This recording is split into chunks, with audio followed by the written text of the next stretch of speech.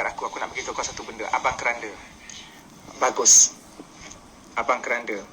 Piu Azman nak naik keranda tak, saya boleh angkat Piu. Aku nak beritahu kau.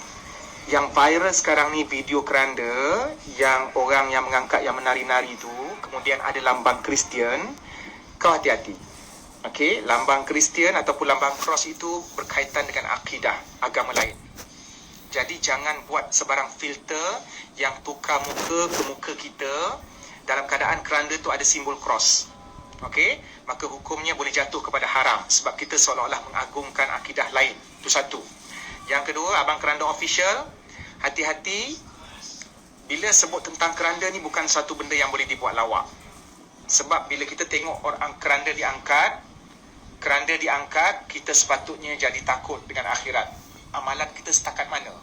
Bukan kita rasa kita gagah mengangkat keranda, kita tak takut dengan kematian. No, mesti ada rasa macam mana amalan aku di alam kubur. So sekarang ni bila kau main filter yang menari-nari keranda, alangkah beraninya kau untuk menghadapi malaikat mungkar nakir di alam kubur. Itu yang kedua. Yang ketiga, aku nak kongsi tentang sikap dan peribadi Nabi SAW. Nabi ketika lalu jenazah depan dia, Nabi berdiri. Ini menunjukkan penghormatan.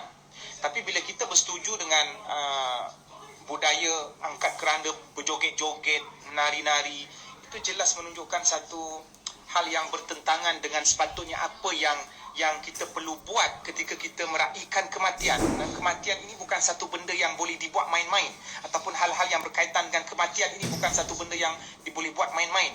So, sebab itu Nabi mengizinkan ataupun mensyariatkan untuk ziarah kubur supaya kita mengingati kematian. Dan kematian itu disebabkan dia perkara ghaib. Kita tak tahu kita diseksa ataupun kita diberikan nikmat. Maka sepatutnya apabila kita nampak keranda, sepatutnya apabila kita melihat orang lain mengangkat keranda, kita tengok pen jenazah, maka kita akan rasa gentar dengan apa yang Tuhan akan bagi kita dekat alam kubur. Itu je lah. Cik Man tak ada masalah. Cik Man pun layan TikTok juga. Cik Man pun layan filter. Aku pun ada gila-gila tukar muka. Tapi bila bab keranda ni, aku jadi takut.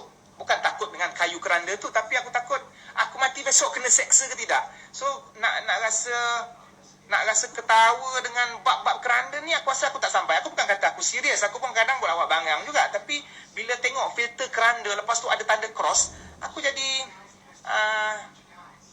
takut, aku jadi bimbang. Sebab kita pendosa, kita banyak dosa. Jadi bila mengangkat keranda itu satu perjalanan ke alam barzah. Jadi adakah kita sudah mengetahui yang pahala kita banyak mana dan dosa kita banyak mana? Itu je lah pesanan Cik Man atas tanda sayang kepada Abang